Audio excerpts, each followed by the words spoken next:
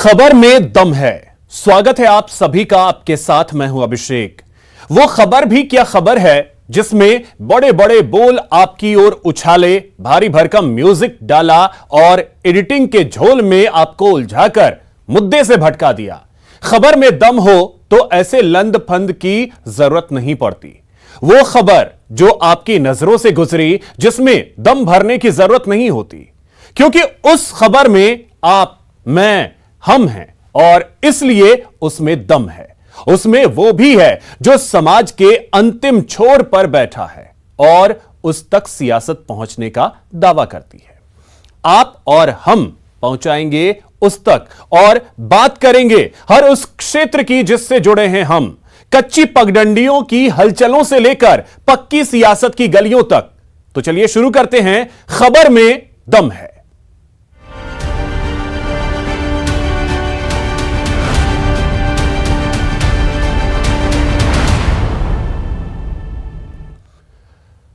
तो चलिए सबसे पहले बात रीट लीक्स की। रीट पेपर आउट को लेकर प्रदेश में सियासी संग्राम छिड़ा है। बीजेपी इस मुद्दे पर प्रदेश सरकार को घेरने में जुटी है, सीबीआई जांच की मांग कर रही है। इस बीच गहलोत सरकार ने सख्त एक्शन लेते हुए माध्यमिक शिक्षा बोर्ड के अध्यक्ष डीपी जारोली को बर्खास्त कर दिया। जांच के लिए एसओजी को फ्री हैंड दे दिया है। ऐसे में उम्मीद है रीट लीक्स में अभी और बड़े खुलासे होने की।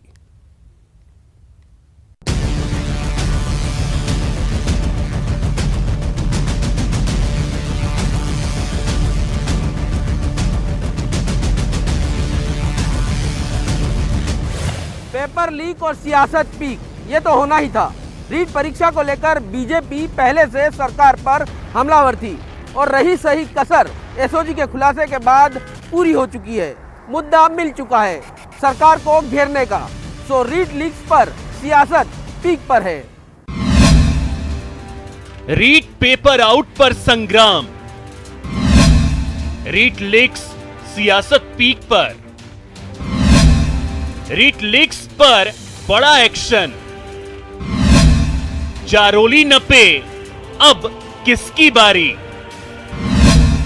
रीट लीक्स का असली खिलाड़ी कौन? प्रदेश की सबसे बड़ी परीक्षा रीट परीक्षा 2021 पेपर लीक हुआ तो प्रदेश की सियासत में भूचाल आ गया और अब जो खुलासा हुआ है उसके बाद प्रदेश में सियासत गर्मा गई है। एक बार फिर बीजेपी फ्रंट फुट पर है, सरकार को घेर रही है। बेरोजगारों के साथ न्याय करना हो तो एक ही तरीका है। यदि अशोक गहलोत जी में अब कोई नैतिकता और ईमान बची है तो उनको सीबीआई को ये जांच रीट की परीक्षा की तुरंत सुपुर्द कर देनी चाहिए, ताकि निरपेक्ष तरीके से सच सामने आए कि इसमें बहुत बड़े नाम आने हैं और करोड़ों का घोटाला है और हजारों लोगों को इन्होंने सत्ताधारी दल ने उपकृत किया है। इसलिए मैं पुनः इस पूरे प्रकरण की सीबीआई से जांच करने की मांग करता हूं। पेपर लीक गिरोह में अब एसओजी की अनुसंधान के बाद स्पष्ट हो गया कि अब इस परीक्षा की पवित्रता बिल्कुल नहीं रही और न केवल परीक्षा दोबारा होनी चाहिए बल्कि इन सब लोगों को जिस प्रकार उत्तर प्रदेश में संपत्तियां जब्त की गई इन पेपर माफियाओं की, उस प्रकार सख्त कार्रवाई करनी चाहिए। जब तक एसओजी या सीबीआई तक जांच जाती है, पूरी रिपोर्ट नहीं आती, तब तक रिक्रूटमेंट रोका जाना चाहिए। दरअसल रीट पेपर 2021 में धांधली की खबरों पर हर दिन नई परतें खुल रही हैं। स्पेशल ऑपरेशन ग्रुप यानी एसओजी की जांच में सामने आया है कि परीक्षा से पहले यानी 25 सितंबर 2021 को ही रीट के पेपर शिक्षा संकुल से आउट हो गए थे और इसका सौदा 1,22,00,000 रुपए में हुआ था। एसओजी ने रीट पेपर लीक गिरोह का किया पर्दाफाश। 1,22,00,000 में रीट पेपर की हुई थी डील। जयपुर में शिक्षा संकुल से हुआ था लीक। 25 सितंबर 2021 को पेपर रामकृपाल मीणा ने चोरी की थी। रामकृपाल मीणा के जरिए पेपर उदाराम विश्नोई तक पहुंचा। फिर उदाराम ने भजन लाल विश्नोई को पेपर दिया।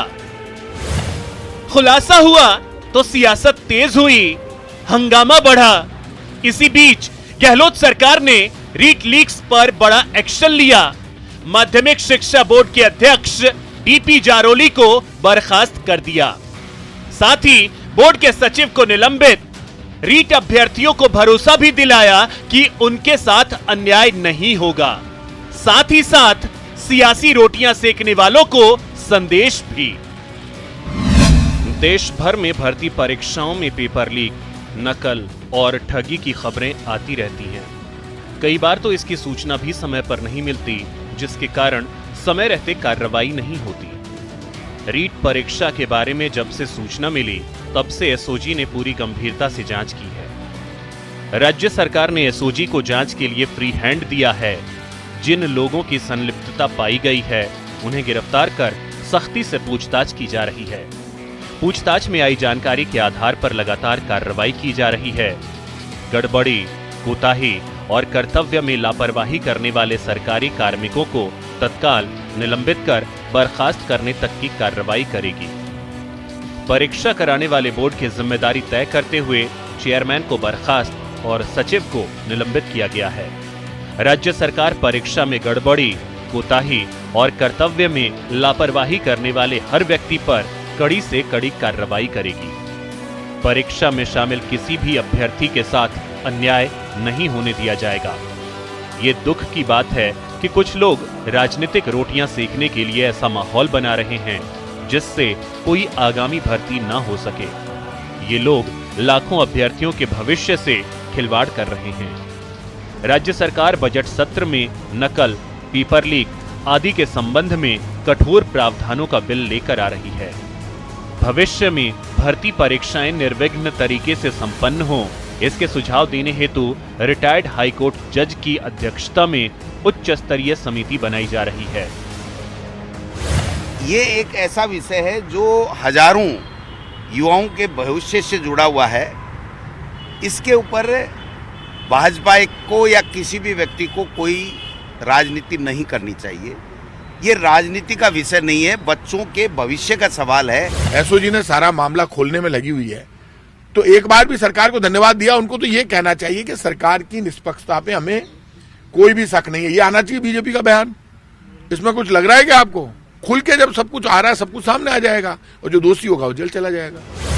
फिलहाल एसओजी को फ्री हैंड मिल गया है, जांच भी तेज है। एसओजी इस बात का पता लगाने में जुटी है कि आखिर रीट परीक्षा से पहले पेपर कहां और किस तक पहुंचा है, और आखिर रीट लीक्स का असली खिलाड़ी कौन है।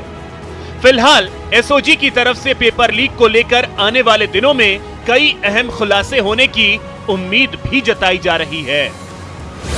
रीट पेपर लीक खुलासे के बाद बेरोजगारों में आक्रोश है, सियासत भी चरम पर है। बात सीबीआई की जांच की मांग तक पहुंच गई है, और तो और अब रीट परीक्षा को रद्द करने की मांग भी तेज हो गई है। लेकिन एक सच ये भी है कि कई भर्ती परीक्षाएं पेपर लीक के कारण रद्द हो चुकी हैं, और अगर रीट की परीक्षा भी रद्द होती है तो रीट के सफल 11 लाख से अधिक अभ्यर्थियों के भविष्य पर संकट आना तय है। कैमरा पर्सन बलबीर के साथ सौरभ गृहस्थी, न्यूज़ 18 राजस्थान, जयपुर। प्रदेश बीजेपी में इन दिनों सियासी बवाल मचा हुआ है। पार्टी नए चेहरों को तरजीह देने में लगी है। इसी बीच खुद को दरकिनार किए जाने से नाराज नेता पार्टी के अंदर अपने विरोधियों पर हमलावर हो गए।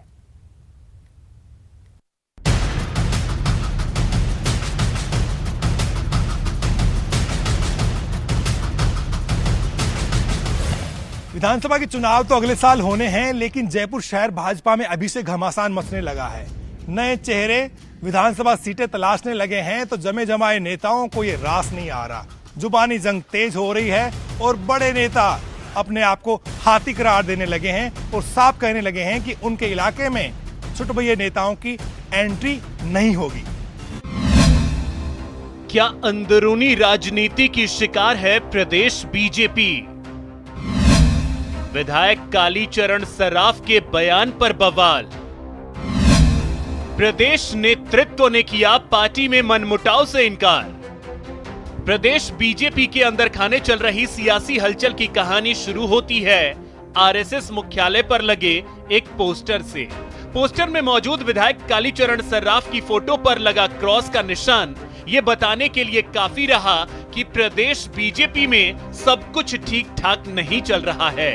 पोस्टर पर अपनी तस्वीर पर लगे क्रॉस के निशान से भड़के कालीचरण सर्राफ अचानक फ्रंट फुट पर आ गए और उन्होंने विरोधियों को करारा जवाब दे डाला। जरा आप भी सुनिए। मानते हैं और मानते रहेंगे। बात तो हुई, जनता ने 7 बार जिताया तो ऐसे थोड़ी जिताया है, कुछ न कुछ देर में खूबी देखी होगी तभी दिखाया है। ठीक है सर। हाथी के पीछे कुत्ते ऐसे भोगते रहते हैं, कोई फर्क नहीं पड़ता। विधानसभा चुनाव से पहले पार्टी में टिकट को लेकर दावेदारी का दौर शुरू है। कालीचरण सर्राफ मानते हैं कि उन्हें उस दावेदारी में पीछे रखने की साजिश की जा रही है, जबकि जयपुर शहर से बीजेपी के अध्यक्ष राघव शर्मा ऐसा नहीं मानते।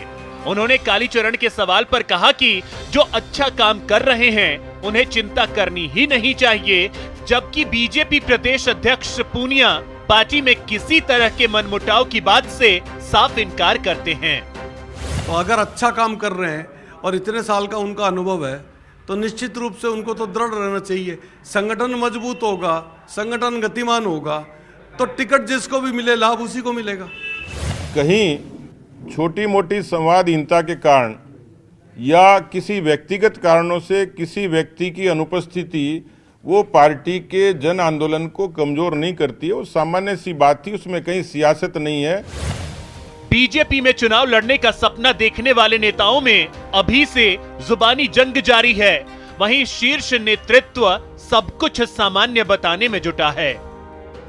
शहर बीजेपी में कोई 1 दर्जन नेता ऐसे हैं जो बरसों से चुनाव लड़ने के ख्वाब पाल रहे हैं। हर बार उन्हें निराशा ही हाथ लगती है, मगर इस बार जब से सतीश पूनिया अध्यक्ष बने हैं उनकी बाँछें खिली हुई है और उन्हें लगता है कि नए चेहरों पर पार्टी दाव जरूर लगाएगी।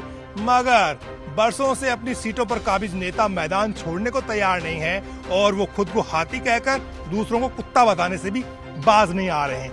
यानी अगले साल जब चुनाव होंगे तो टिकट चयन में बीजेपी को पसीने छूटेंगे। कैमरा पर्सन अविनाश के साथ बाबूलाल धायल, न्यूज 18 जयपुर। कोरोना काल में वर्चुअल चुनाव प्रचार प्रसार पर जोर है, रैलियां और भीड़ जुटाने पर रोक है। लिहाजा सोशल मीडिया नेताओं के लिए नया कैंपेन टूल बनकर सामने आया है। नेताजी भी सोशल मीडिया की उपयोगिता बखूबी जानते और समझते हैं, तभी तो सोशल मीडिया पर एक्टिव होने लगे हैं। चलिए आपको बताते हैं कि आखिर नए कैंपेन टूल को लेकर कौन कितने पानी में है।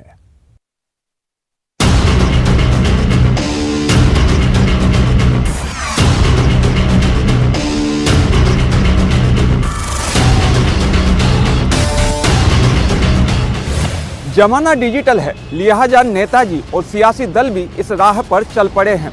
कोरोना काल में तो कैंपेन का तरीका ही बदल गया है और अब सोशल मीडिया कैंपेनिंग का नया हथियार बनकर उभर रहा है। लिहाजा राजनीतिक दलों की सक्रियता तो सोशल मीडिया पर बढ़ी ही है। पार्टी से जुड़े नेता भी सोशल मीडिया पर खुद को ताकतवर बनाने की जुगत में जुट गए हैं। सोशल मीडिया पर किसका कितना दम, कौन दमदार कौन फिसड्डी। सोशल मीडिया नेताओं का नया कैंपेन टूल। जमाना सोशल मीडिया का, हर बच्चा हर बच्ची बुजुर्ग यंग सब सोशल मीडिया पर है और सबसे ज़्यादा कोई मीडिया काम कर रहा है तो सोशल मीडिया ही कर रहा है।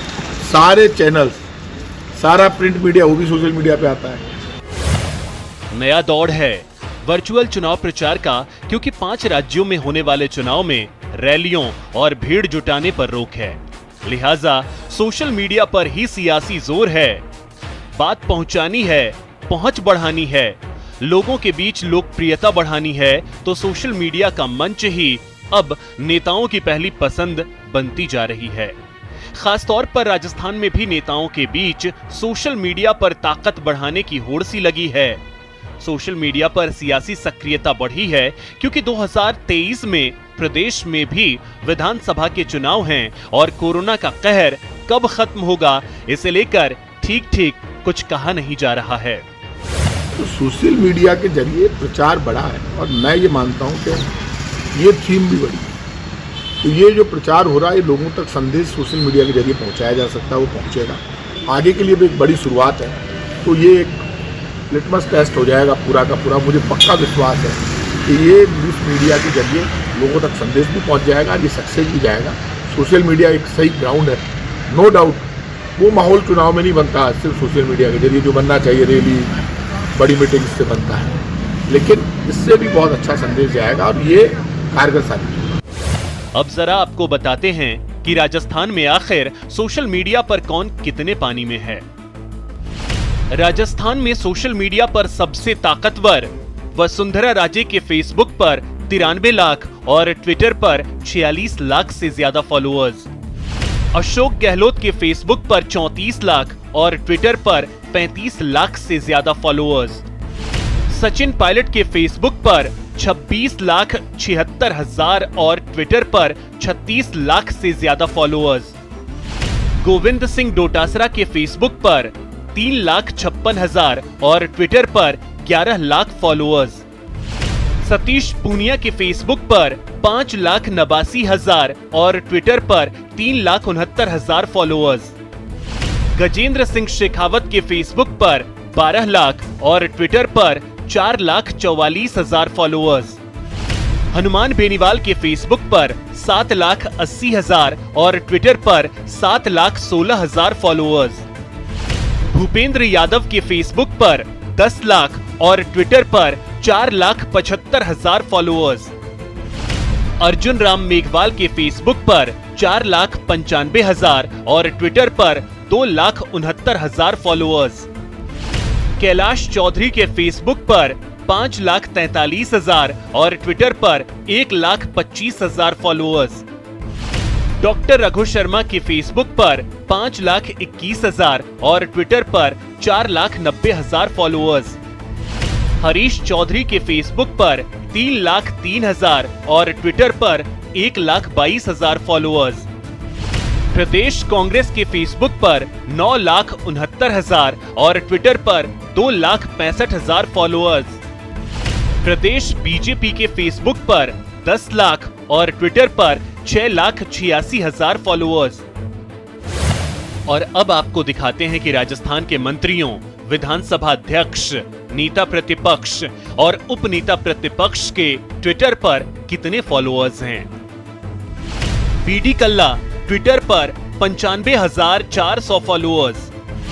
शांति धारीवाल ट्विटर पर 2,480 फॉलोअर्स। परसादी लाल मीणा ट्विटर पर 29,800 फॉलोअर्स। लालचंद कटारिया ट्विटर पर 58,400 फॉलोअर्स। प्रमोद जैन भाया ट्विटर पर 25,600 फॉलोअर्स। उदय लाल आंजना ट्विटर पर 26,300 फॉलोअर्स। प्रताप सिंह खाचरियावास ट्विटर पर 2,71,000 फॉलोअर्स। सालेह मोहम्मद ट्विटर पर 31,900 फॉलोअर्स। हिमाराम चौधरी ट्विटर पर 1,04,000 फॉलोअर्स। महेंद्रजीत सिंह मालवीय ट्विटर पर 6,028 followers. Doctor Mahesh Joshi Twitter पर 26,800 फॉलोअर्स। रामलाल जाट ट्विटर पर 12,000 फॉलोअर्स। रमेश मीणा ट्विटर पर 73,500 फॉलोअर्स। विश्वेंद्र सिंह ट्विटर पर 3,000 फॉलोअर्स। ममता भूपेश ट्विटर पर 54,08,000 फॉलोअर्स। भजन लाल जाटव ट्विटर पर 4,572 फॉलोअर्स। टीकाराम जूली ट्विटर पर 28,300 फॉलोअर्स। गोविंद राम मेघवाल ट्विटर पर 2,027 फॉलोअर्स। शकुंतला रावत ट्विटर पर 21,700 followers. Doctor CP Joshi Twitter पर 5,40,000 फॉलोअर्स। गुलाबचंद कटारिया ट्विटर पर 69,700 फॉलोअर्स। राजेंद्र राठौड़ ट्विटर पर 2,99,000 फॉलोअर्स। सार्वजनिक सभाएं राजनीतिक क्षेत्र के अंदर जो बड़ी बड़ी हुआ करती थी, उन सार्वजनिक सभाओं के ऊपर भी प्रतिबंध है। अब एकमात्र प्लेटफॉर्म ऐसा ही है जो आम आदमी जिससे जुड़ा हुआ है, और वो है सोशल मीडिया।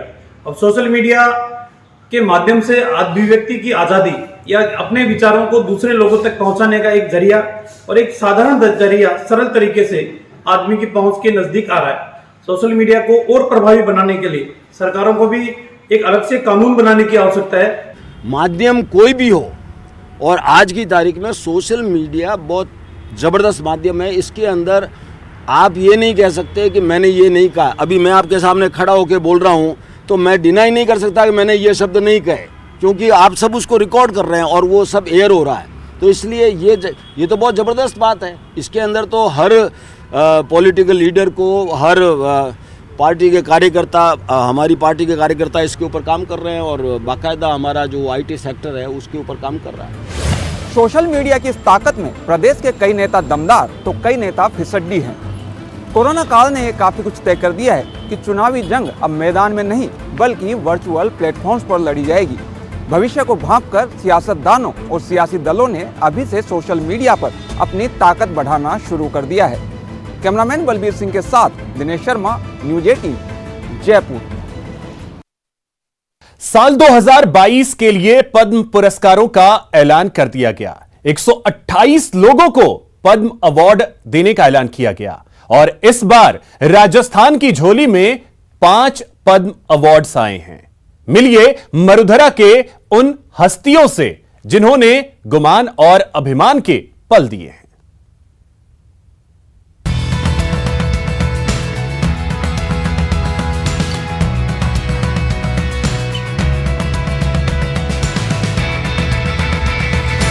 गुमान होता है जब मरुधरा का नाम होता है, अभिमान होता है जब राजस्थान का नाम रोशन होता है, फक्र होता है जब राजस्थान से जुड़े लोग कमाल करते हैं। तो मौका है, आप भी अभिमान कीजिए, आप भी गुमान कीजिए राजस्थान की उन हस्तियों के लिए जिन्होंने इस बार पद्म अवार्ड से नवाजा गया है। राजस्थान की 5 हस्तियों को पद्म अवार्ड, 2 पद्म भूषण और 3 पद्मश्री राजस्थान के नाम। राजस्थान रत्नों ने बढ़ाया मरुधरा का मान। देश में गणतंत्र दिवस की पूर्व संध्या यानी 25 जनवरी को जब पद्म पुरस्कारों का ऐलान किया गया तो राजस्थान वासियों का दिल बाग बाग हो गया। खबर ही ऐसी थी, 1-2 नहीं, मरुधरा की 5 हस्तियों को पद्म अवार्ड देने का ऐलान हुआ। पद्म पुरस्कारों के लिए कुल 128 प्रतिष्ठित लोगों को चुना गया, जिनमें प्रदेश के 5 लोग शामिल हैं। राजस्थान से पैरालंपियन और स्वर्ण पदक विजेता चूरू के देवेंद्र झाझड़िया और 1978 बैच के राजस्थान IAS अधिकारी राजीव महर्षि को पद्म भूषण से सम्मानित किया गया। वहीं पैरालंपियन अवनी लेखरा, पटकथा लेखक चंद्र प्रकाश द्विवेदी और कलाकार रामदयाल शर्मा को राजस्थान से पद्मश्री सम्मान दिया गया। आज भारत सरकार ने जो पद्म पुरस्कारों की घोषणा की है उसमें मुझे पद्म भूषण पुरस्कार देने की घोषणा की है। इसके लिए सबसे पहले मैं भारत के प्रधानमंत्री माननीय नरेंद्र मोदी जी को बहुत बहुत धन्यवाद देना चाहता हूं, क्योंकि पहली बार पैरा खिलाड़ी को यह पुरस्कार देने की घोषणा की है। ये पुरस्कार से मेरे देश के प्रति मेरी जिम्मेवारी और बढ़ती है, और जितने भी देश के दिव्यांग लोग हैं उनको भी एक हौसला मिलेगा इससे। मुख्यमंत्री अशोक गहलोत ने मरुधरा का मान बढ़ाने वाले पद्म पुरस्कार विजेताओं को बधाई दी। राजीव महर्षि जी और देवेंद्र झाझड़िया जी को पद्म भूषण से सम्मानित होने पर और चंद्र प्रकाश द्विवेदी जी, अवनी लेखरा जी और रामदयाल शर्मा जी को राजस्थान से साल 2022 के लिए पद्मश्री से सम्मानित होने पर हार्दिक बधाई। उन्हें मेरी शुभकामनाएं। अब जरा एक एक कर उन 5 हस्तियों के बारे में जान लीजिए जिनकी बदौलत राजस्थान वासियों को गर्व का मौका मिला है। पैरालंपिक में गोल्ड मेडल विजेता हैं देवेंद्र। पैरालंपिक में 2 गोल्ड मेडल जीत चुके हैं। 2016 में रियो में गोल्ड मेडल जीता था। रियो में रिकॉर्ड 63.97 मीटर का भाला फेंका था। 2004 में एथेंस में भी सोने का तमगा हासिल किया था। एथेंस में 62.15 मीटर का वर्ल्ड रिकॉर्ड बनाया था। 2017 में राजीव गांधी खेल रत्न अवार्ड, 2005 में अर्जुन अवार्ड से सम्मानित। राजीव महर्षि राजस्थान कैडर के 1978 बैच के IAS, 2003 से 2008 में राजस्थान के वित्त विभाग के प्रधान सचिव रहे थे। दिसंबर 2014 में राजस्थान के मुख्य सचिव बनाए गए थे। साल 2015 से 2017 तक केंद्रीय गृह सचिव की जिम्मेदारी संभाली। साल 2017 से 2020 तक CAG रहे राजीव महर्षि। केंद्र में उर्वरक विभाग के सचिव भी रह चुके हैं महर्षि। NSE IFC ने गवर्निंग बॉडी का चेयरमैन नियुक्त किया। पैरालंपिक में गोल्ड मेडल विजेता हैं अवनी लेखरा। 2021 में टोक्यो पैरालंपिक में 10 मीटर एयर स्पर्धा में जीता स्वर्ण। टोक्यो पैरालंपिक में 50 मीटर राइफल 3 पोजीशन में जीता ब्रॉन्ज। 2015 में जयपुर के जगतपुरा स्पोर्ट्स कॉम्प्लेक्स से की ट्रेनिंग। 2017 में UAE में शूटिंग वर्ल्ड कप से किया अपना